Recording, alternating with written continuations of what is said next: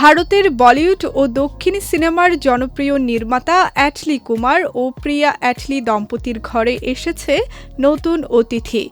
২০ April সামাজিক মাধ্যমে এক পোস্টের মাধ্যমে কন্যা সন্তানের বাবা মা হওয়ার এই সুখবরটি নিশ্চিত করেছেন এই নির্মাতা।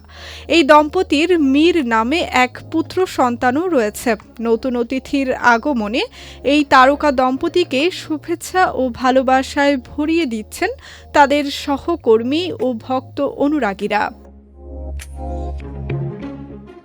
অ্যাটলি তার পোস্টে একটি বিশেষ পোস্টার শেয়ার করেছেন, যেখানে তাদের প্রথম সন্তান মীরের একটি স্কেচ দেখা যায়। পোস্টারটিতে লেখা ছিল, "আমি একটি ছোট বোন পেয়েছি।"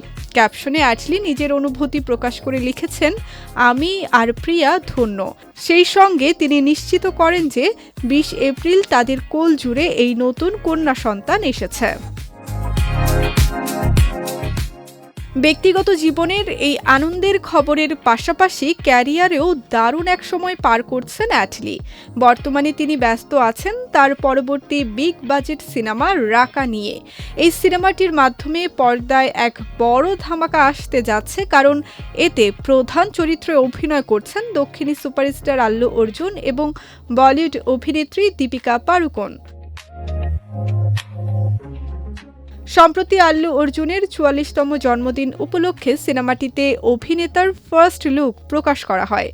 সেখানে তাকে ন্যাড়া মাথায় এবং অত্যন্ত আক্রমণাত্মক ভঙ্গিতে দেখা গেছে, যা দর্শকদের মাঝে ব্যাপক কৌতূহল ও উন্মাদনা সৃষ্টি করেছে।